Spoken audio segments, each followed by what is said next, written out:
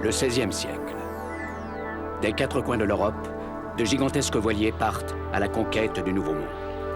À bord de ces navires, des hommes avides de rêves, d'aventures et d'espace, à la recherche de fortune. Qui n'a jamais rêvé de ces mondes souterrains, de ces mers lointaines peuplées de légendes, ou d'une richesse soudaine qui se conquerrait au détour d'un chemin de la cordillère des Andes? Qui n'a jamais souhaité voir le soleil souverain guider ses pas au cœur du pays Inca, vers la richesse et l'histoire des mystérieuses cités d'or?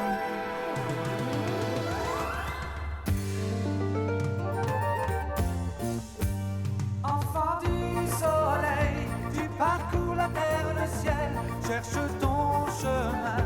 C'est ta vie, c'est ton destin.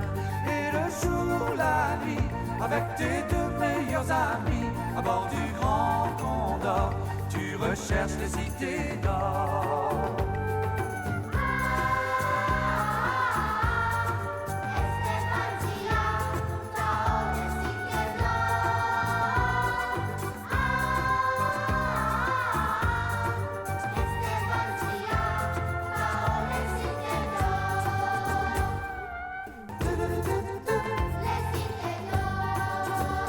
Enfant du soleil, ton destin est sans pareil.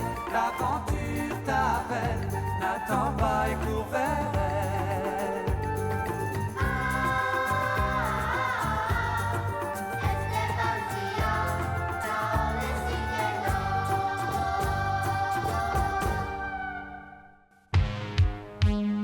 Après bien des péripéties, triomphant des dangers, Esteban et ses amis arrivent enfin à la troisième ruine. Celle-ci se trouve au cœur d'une grotte immense. Une statuette d'or porte le troisième manuscrit qui contient pour seul indice une allusion à une montagne en forme de bouclier fumant.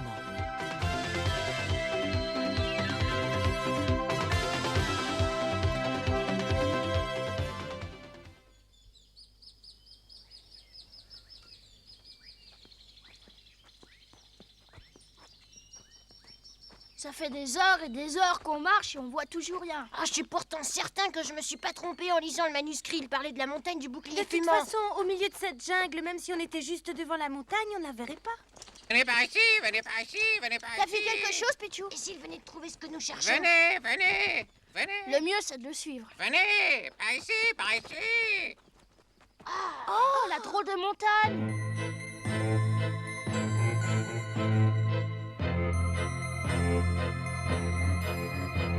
Ça, une montagne?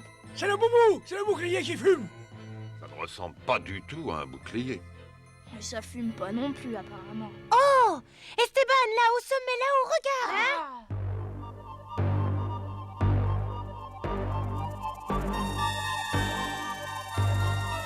Qu'est-ce que c'est que cette lumière?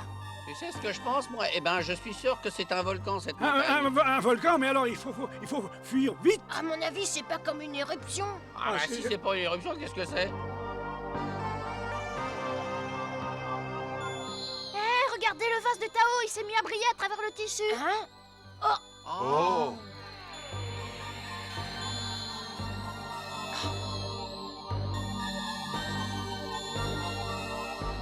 C'est vrai, le vase brille.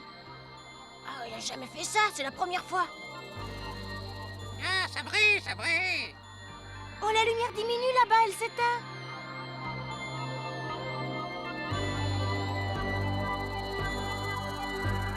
Oh, et le vase de Tao s'éteint en même temps.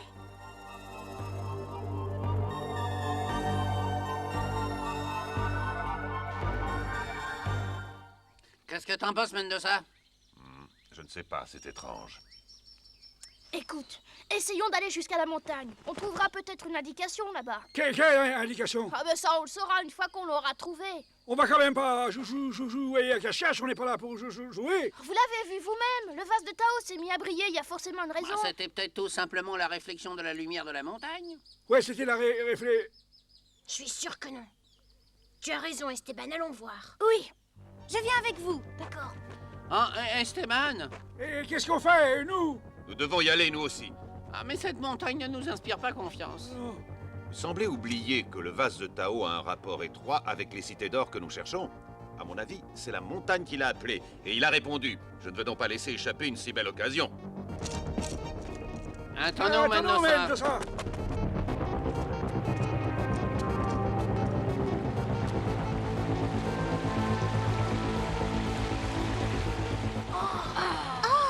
avez vu, on peut y entrer dans cette grotte. Attends, Esteban, laisse-moi passer le premier.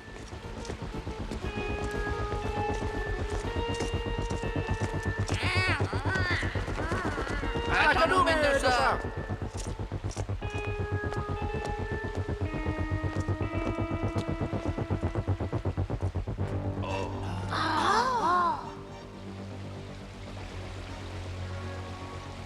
Oh zut, c'est un chemin sans issue. On va être forcé de faire demi-tour encore une fois. Ah, moi j'en étais sûr dès le début. Je vous l'avais bien dit qu'on trouverait rien ici. On a perdu du temps.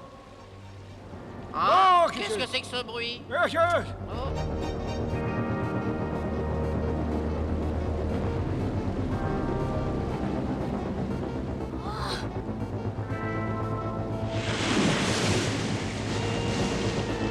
Mais je n'ai pas peur. Montez sur ces rochers, là, à droite. C'est pas possible.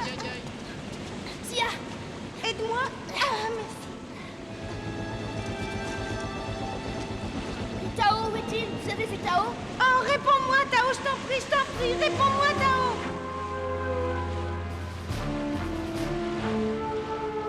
Tao, tu m'entends? Pas mal, oui, et toi? Eh ben, on est là, quoi. Mais qu'est-ce que tu fais par là? Tu nous as fait une peur, on ne voyait plus. Non, j'étais pas loin, j'ai découvert un passage secret, venez. Quoi? Mais oui, venez. Venez vite. On va le rejoindre, Mendoza? Allons-y, mais faites bien attention. Ouais, t'inquiète pas, on fait attention. Un escalier, t'avais raison. Le passage est taillé dans la roche. Un escalier secret qui mène au cœur de la montagne. Ah, tu vois, moi j'étais sûre qu'il y avait quelque chose à l'intérieur.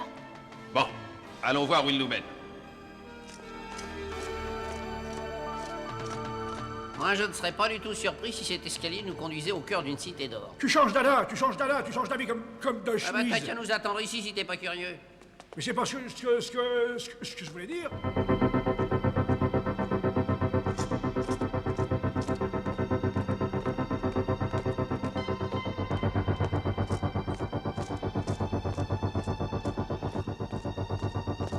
C'est sûrement une issue.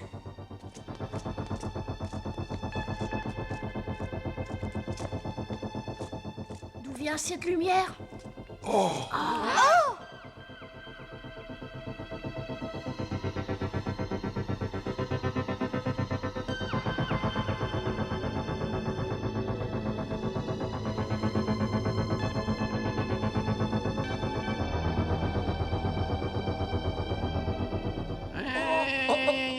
Ah bah ça alors, c'est extraordinaire.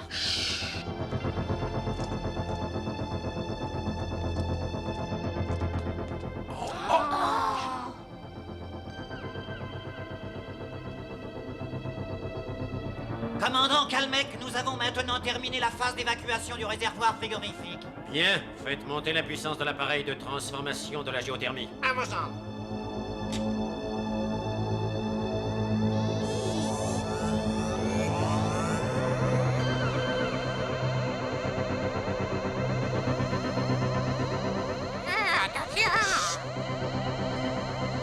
Ton vase, il se remet à briller. Qu'est-ce qui peut bien se passer?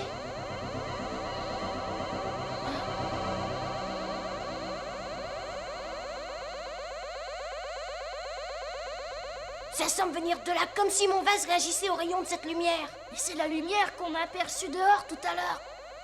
Mais qu'est-ce qu'ils peuvent bien faire? Ah, je ne connais pas ces appareils, mais j'ai l'impression que toute cette installation sert à produire une énergie fantastique.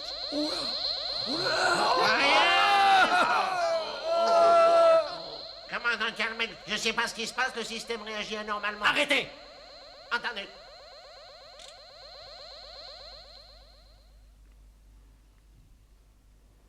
C'est fini. Ah, c'est vraiment mystérieux. Pourquoi est-ce que ton vase réagit comme ça à cette lumière? Commandant, regardez, il y a dans la base un élément qui perturbe l'expérience. Comment ça? Bien, trouvez-moi immédiatement la cause de cette panne. Attention, ils vont sûrement monter ici. Allez vite, fuyons. Oh, Pichou! Coincé. Alors, qu'est-ce qu'on va faire? C'est sûr que si on reste ici, ils vont nous trouver immédiatement. Il faut trouver un endroit où nous cacher. Une autre porte, Mendoza, là! Vite!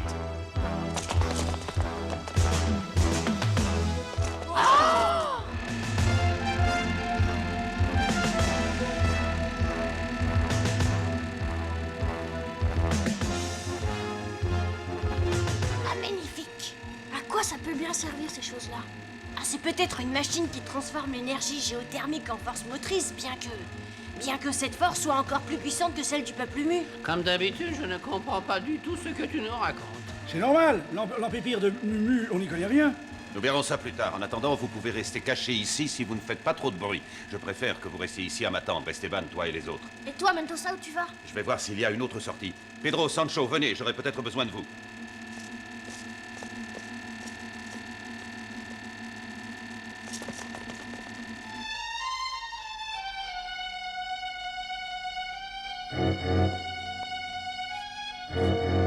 Je regrette, commandant. Nous avons cherché partout, mais nous n'avons rien trouvé. Mais espèce d'incapable. Et ça? Vous savez ce que c'est? Cette terre vient de la grotte où débouche l'évacuation.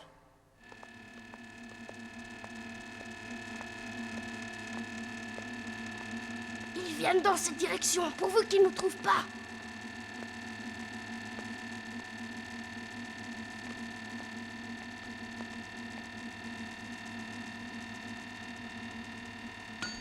Hein?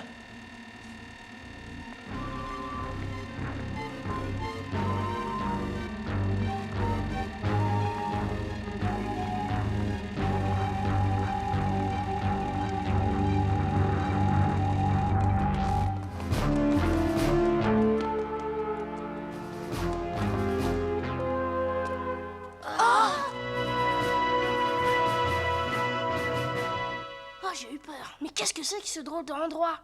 Je crois que c'est probablement un temple. Attendez.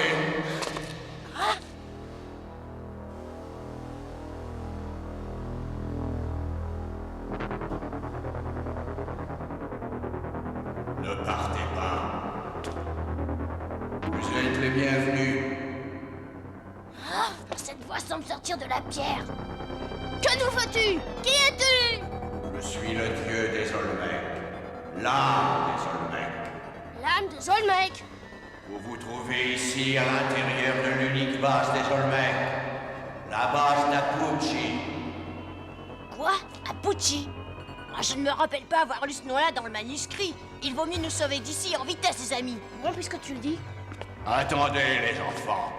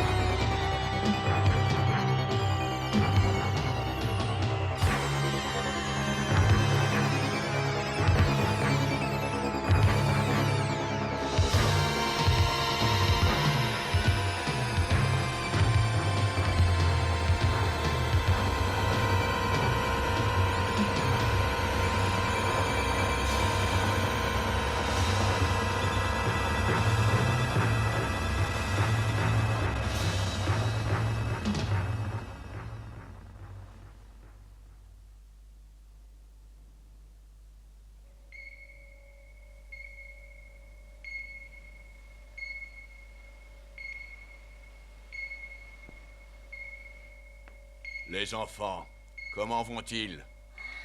Les 3 spécimens sont en parfaite santé. Leur taux de croissance cellulaire est tout à fait normal. C'est une bonne chose. En transplantant sur des Olmecs les cellules de ces jeunes êtres, nous pourrons mettre un terme à notre vieillissement. Qui est-ce qui parle?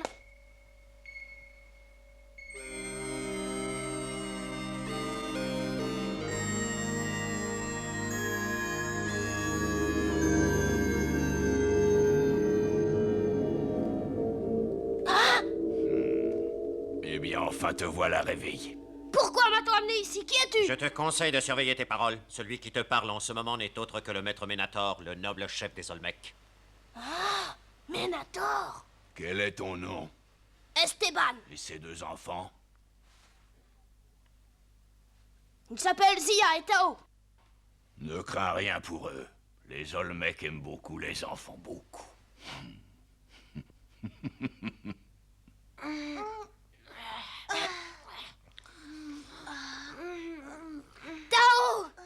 Zia! Qu'est-ce qu'il y a?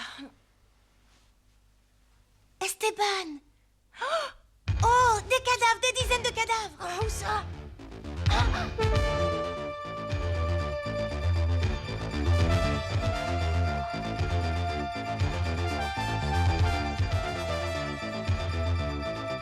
C'est affreux!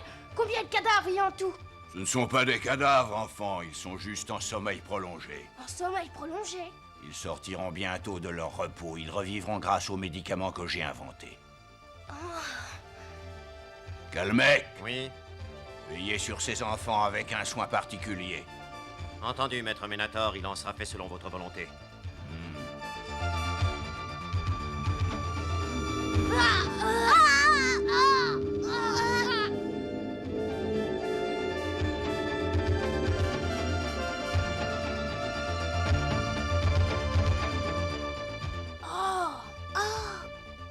Bah où il est passé? Ah!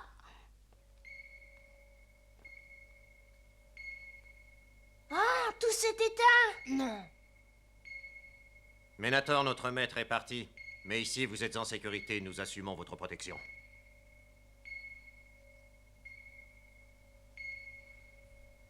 Quelle horreur! Vous êtes vraiment persuadé que tous ces gens-là reviendront un jour à la vie? Oui, bien sûr. Grâce aux médicaments qu'il a lui-même inventés, notre maître Ménator a déjà vécu plus d'une centaine d'années. Il a vécu plus d'une centaine d'années? Et il vivra encore plus vieux que ça. Voyons, c'est pas possible. Bien sûr, tout le monde peut vivre aussi vieux que lui, même vous si vous le voulez. Mais comment ça? Accompagnez ces enfants jusqu'à leur chambre et ouvrez l'œil.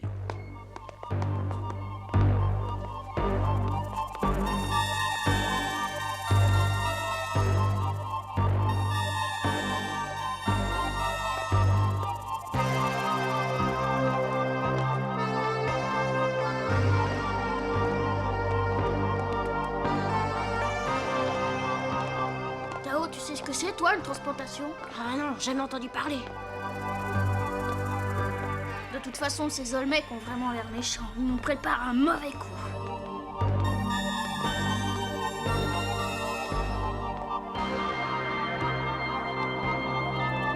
Attention, voilà les enfants.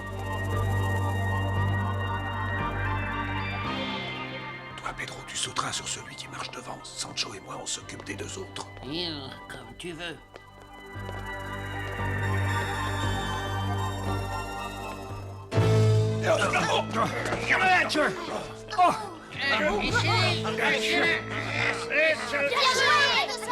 Sauvons-nous vite!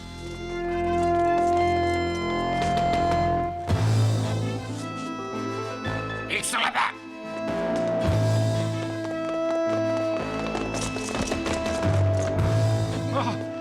Ils sont dans l'autre trou, ils sont dans l'autre, ils nous suivent. Vite, dépêchez-vous!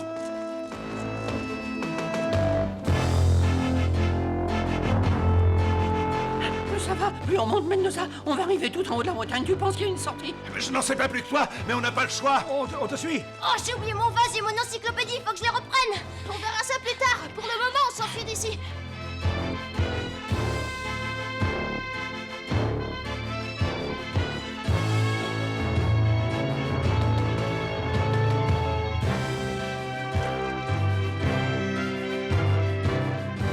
Enfin.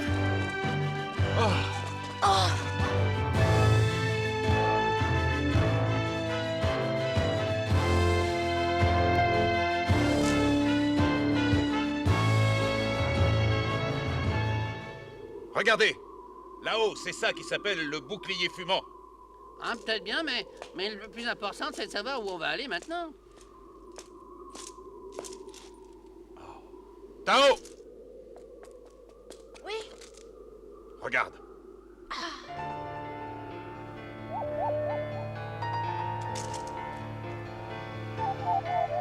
Tu ne devines pas? Tu te rappelles les premières ruines où le Condor a fait son atterrissage forcé? Ah oui, bien sûr, mais c'est pas possible. Ah, tu veux dire que tu les vois, ces ruines, toi? Non, je ne les vois pas, mais je les sens. J'ai l'habitude de calculer la position des étoiles, même en plein jour. Mais vois-tu, à en juger par la forme des montagnes tout autour, par la direction du fleuve, c'est là-bas que nous avons trouvé le premier manuscrit. C'est à une journée de marche d'ici. Pourtant, on a marché des jours et des jours depuis, je comprends pas. Autrement dit, ça fait des jours entiers qu'on tourne en rond dans la jungle. Ah bah ça c'est malin, alors tu vois un peu le circuit qu'on a fait? Mais c'est le même manuscrit qui nous a embrouillés. Non, il y a une autre explication beaucoup plus intéressante. Quoi? Tu veux bien nous expliquer? Mais réfléchissez donc un peu. Ça ne peut signifier qu'une seule chose, c'est que les cités d'or se trouvent tout près d'ici. Comment? Tout près d'ici? Le dernier repère que nous a donné le manuscrit, c'est la montagne du bouclier fumant. Le fait que cette montagne se trouve à une journée de marche des premières ruines...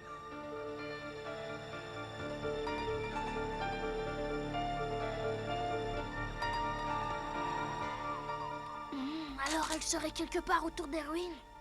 C'est tout à fait possible, oui.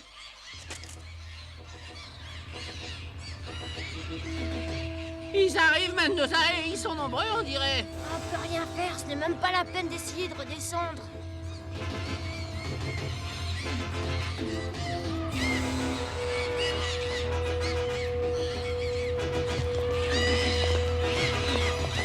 On n'a pas le choix. Il faut être courageux. Nous allons les suivre et faire ce qu'ils nous demandent. Mendoza! Mais on vient à peine de leur échapper. Je sais, Esteban, mais sois courageux. Si nous arrivons à découvrir ce qu'ils font dans cette base, nous réussirons peut-être à en tirer quelques indices sur les cités d'or. J'espère.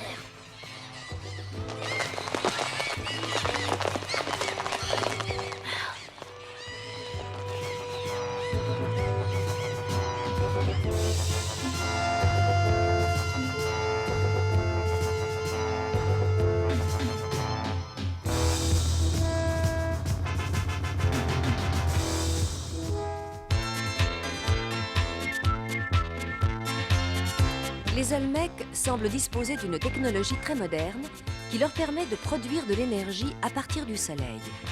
Mais c'est un peuple d'adultes et de vieillards. Afin d'arrêter leur vieillissement, ils veulent transplanter les jeunes cellules de nos amis sur des membres de leur race. Ne manquez pas le prochain épisode des mystérieuses cités d'or.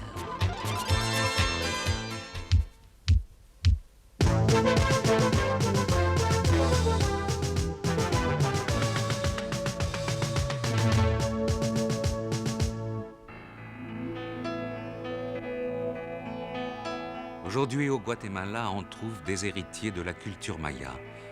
Nous sommes dans l'ouest du pays, à près de 1000 mètres d'altitude, une région parsemée de vallées fraîches, parfaitement habitable pour l'homme. C'est dans un merveilleux paysage de lacs et de volcans que vivent encore aujourd'hui les descendants des Mayas.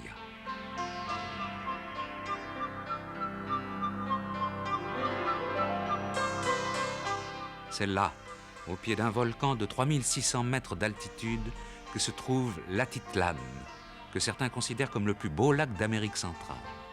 Les Indiens vénèrent l'Atitlan comme un lac sacré. Il est en effet le lieu d'une triste légende. Le matin, le lac est calme, sans une vague, mais dans l'après-midi, il peut quelquefois s'agiter. Un vent violent se lève, en effet, qui provoque de grosses vagues. Et les remous causés par ce vent de l'après-midi ont provoqué de nombreux naufrages et bien des noyades. Les Indiens redoutaient donc ces tempêtes soudaines. Pour eux, c'est l'appel d'un des anciens chefs de la région du lac, au pied du volcan Atitlan. Chaque jour, l'épouse du chef, une fort jolie femme, se rendait sur la rive du lac pour s'y laver et se peigner. Sa chevelure était longue et soyeuse, mais l'esprit du lac qui vivait au fond des eaux avait remarqué la surprenante beauté de cette femme. Il voulut la posséder. Il profita que son mari était parti à la chasse un jour pour l'attirer vers la partie la plus profonde du lac et l'entraîner au fond des eaux. De ce jour, le chef passa d'inlassables heures à ramer le long des berges du lac, en tous sens, à la recherche de sa femme. Tout en coupant l'eau de ses mains, il hurlait son nom. Sa tristesse l'affaiblit tant et tant qu'il mourut. La légende prétend que son âme s'est transformée en ce vent d'après-midi qui tente d'ouvrir la surface des eaux de ses rafales pour permettre à l'inconsolable de retrouver celle qui lui fut ravie.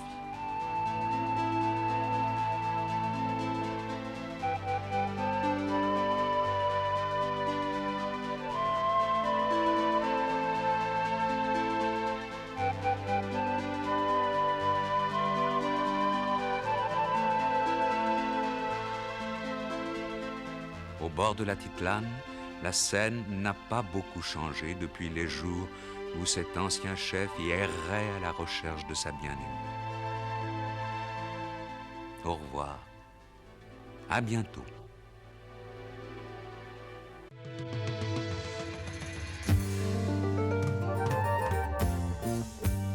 Enfant du soleil, tu parcours la terre, le ciel, cherche ton chemin. C'est ta vie, c'est ton destin. Et le jour, la nuit, avec tes deux meilleurs amis, à bord du Grand Condor, tu recherches les cités d'or.